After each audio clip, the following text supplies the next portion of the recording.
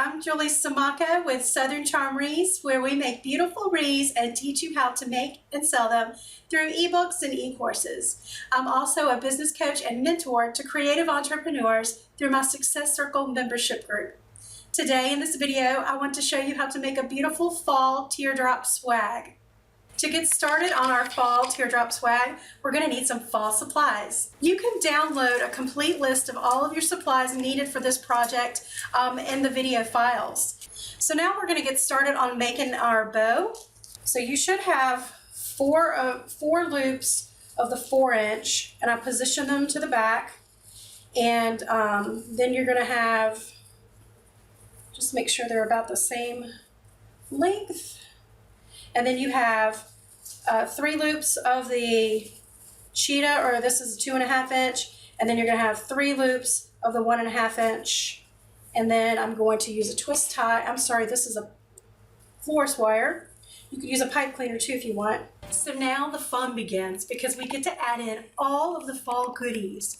This is what's going to make our fall teardrop swag really pop. We want to make sure that we add in tons of oranges and burgundies and burnt oranges and browns with lots of different textures and softness. And we've got some pine cones and some styrofoam pumpkins, and we even have some of this grass that's real spiky. So that's really just going to add a lot of texture.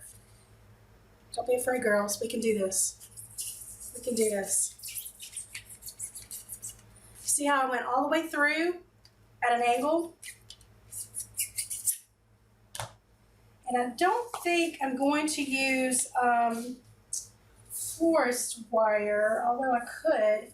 But I'm wondering if it's going to rip it through, because you know how florist wire is real thin. It might almost act like a blade. So I'm going to sneak over here.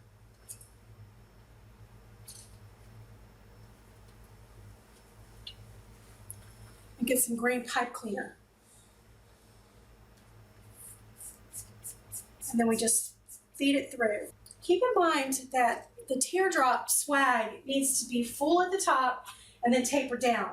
So as you get closer to the bottom, you sort of want to put smaller items towards the bottom. I'm just trying to get it a little flatter. Some pine cones are already flat. Sometimes you have to cut these to get them flatter. And it's a pretty messy job making wreaths. Just ask my husband. All right. Yeah, I'm just going to push this into the floor.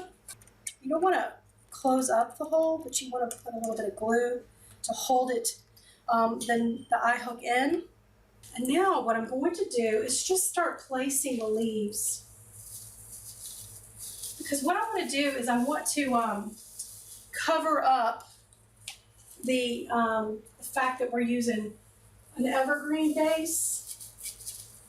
So to do that, you just have to keep adding more fall picks and stems. Before I glue anything in, I'm just sticking it in for right now, just to see if this is what I like.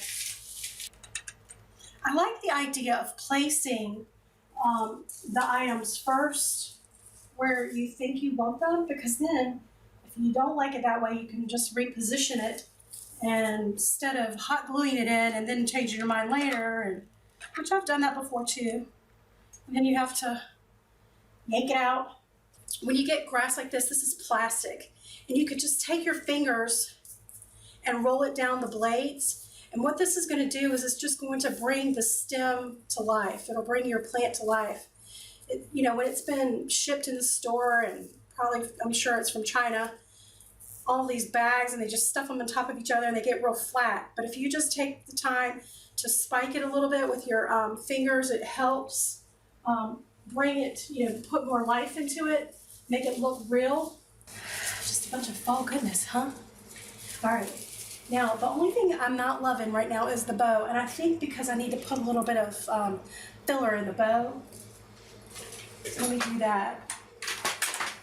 These are silk flower leaves. So when you're making your items and you have a lot of the silk flowers, come with all these leaves, and you use the pretty flower part, but then what's left on the bush are these leaves. And don't throw them out, because you can still use them, and you get your money's worth if you use as much of the product as you can. So what we're going to do is we're just going to hot glue, and they don't have to match because it is the back. But what we're going to do is we're just going to hot glue these on top of the mechanics, because we don't want our neighbors knowing how we put this thing together. That's a secret. So we hide everything and keep it a mystery. I hope you enjoyed this video, and I can't wait to hear how much you love it, and I can't wait to hear and see your photos. So I want to see your photos after you make your teardrop swags, okay? So make sure you share them with me. Thanks for joining me.